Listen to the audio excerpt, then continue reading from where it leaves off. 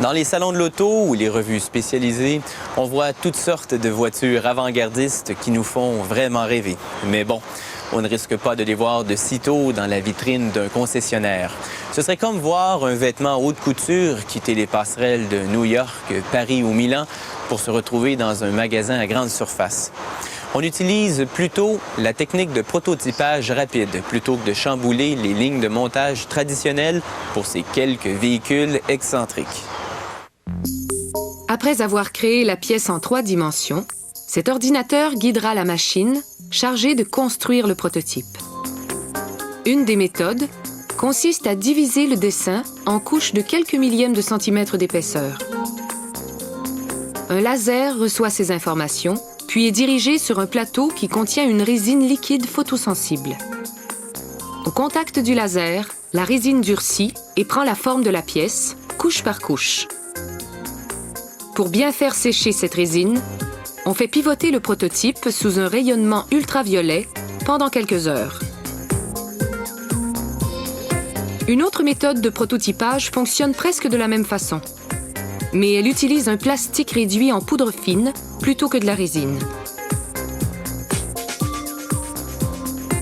L'ordinateur guide encore le laser, qui fait fondre la poudre pour former la pièce, toujours une couche à la fois. On extrait finalement le prototype durci de la poudre non fondue. Une autre méthode se passe complètement du laser.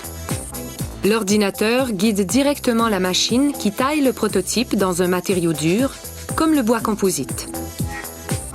Une fois le prototype terminé, on l'utilise pour construire un modèle de la pièce à l'aide d'une résine très durable.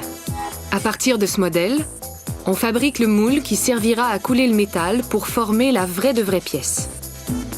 Sa surface doit être parfaitement lisse, sinon le moule aura des défauts.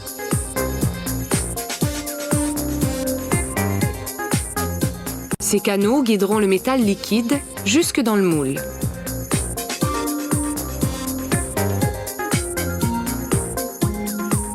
On remplit le modèle d'un mélange de sable et de liant,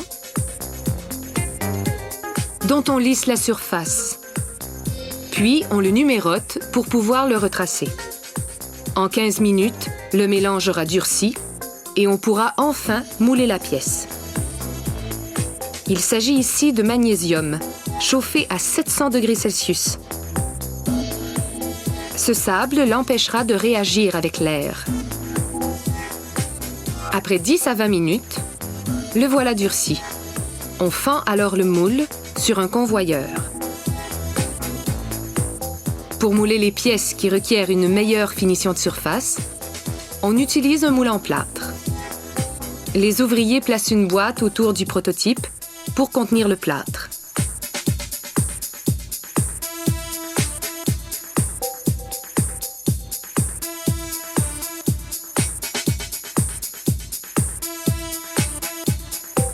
Dans un four chauffé à 300 degrés Celsius, le moule met de 48 à 72 heures pour sécher. Mais il n'est pas encore prêt pour la couler. Les ouvriers doivent tout d'abord y percer des trous pour laisser l'air s'échapper, sinon le métal ne s'introduira pas dans toutes les crevasses. Ils posent également des filtres pour empêcher les impuretés d'entrer, puis attachent les 2 moitiés du moule ensemble, les fixant grâce à des vis de métal.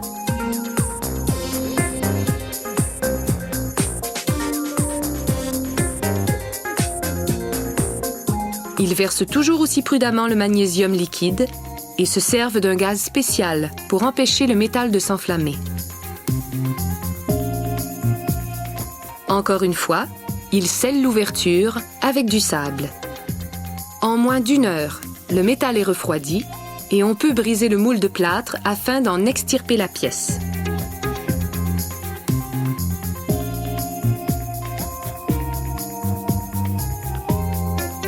Des meules et des ponceuses s'occupent du polissage. Plusieurs semaines sont nécessaires pour prototyper et outiller des pièces de machine en métal. Il ne reste plus qu'à vaporiser une peinture spéciale qui adhère au magnésium et notre pièce est prête.